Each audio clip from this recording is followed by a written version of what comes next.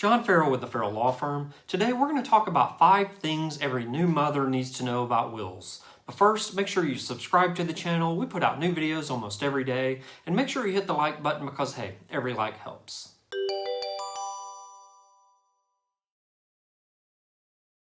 John Farrell with the Farrell Law Firm. To tell you a little bit about myself, I'm the author of Estate Planning for the Modern Family and has recently voted one of the top 3 lawyers here in Cobb County, Georgia, along with the law firm being voted one of the top 3 law firms here in Cobb County, Georgia. Today, we're going to talk about 5 things every new mother needs to know about wills. As a new mother, you naturally want to ensure your new baby's future in every way. For many new mothers, infancy is a time for celebrating new life, and making a will is the last thing on their minds. For others, the process of bringing new life into the world sparks intense feelings of wanting control and needing organization. Regardless of where you fall on that spectrum, you might be struggling to figure out what steps you need to take to protect your child's future should the unthinkable happen. Here are 5 key things every new mother should know about wills. Number 1, naming a guardian could be the most important part of your will. If you pass away while your child is a minor, the first issue to be addressed is who will assume responsibility for your child's care. If you don't name a guardian for your child in the will, the courts may decide this question for you, and the guardian might not be the person you would choose. Selecting a trusted guardian is in many ways more important at this stage than deciding about how to pass any assets that you own. Number 2, name an executor you trust. To ensure your child does receive all that you have allocated when she comes of age, choose a trustworthy executor. Many people choose a family member, but it's just as acceptable to appoint a trusted attorney to handle your estate. Typically, an attorney has no emotional attachment to the family, which might seem bad, but usually results in less potential conflict. Number 3, named beneficiaries on your financial accounts may override the will. Many accounts allow you to name a beneficiary. When you pass away, the funds go to the beneficiary named on the account, even if your will states otherwise.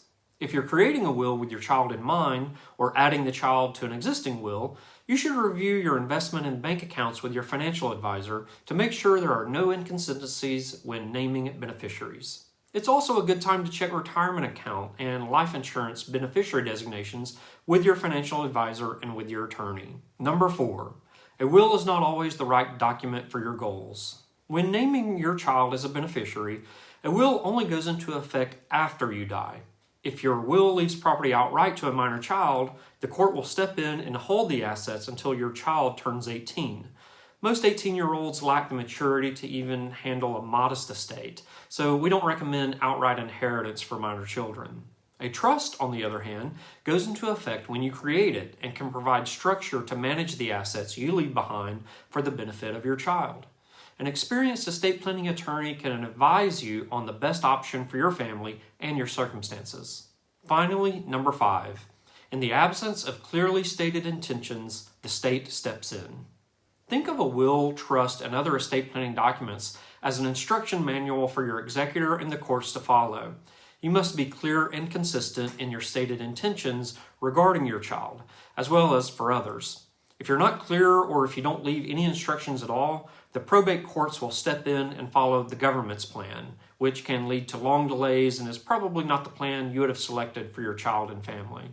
Providing for your baby's long-term welfare may start with just a simple will, but to be fully protected, you probably need more. That's why it's important to talk with a competent estate planning attorney to make sure you have the right plans in place to fulfill your goals.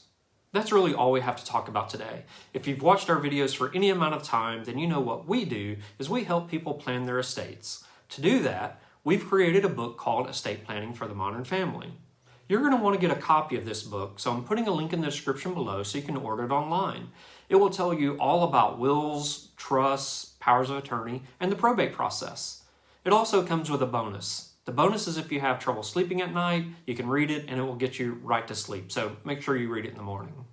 If you want to learn a little bit more about the firm or maybe schedule a free consultation for yourself, give us a call at 678-809-4922. That's 678-809-4922. I'm also putting a link in the description below so you can reach out to us to schedule that free consultation. All right, that's all we have for today. Make sure you subscribe to the channel because we put out new videos almost every day, and make sure you hit the like button because, hey, every like helps.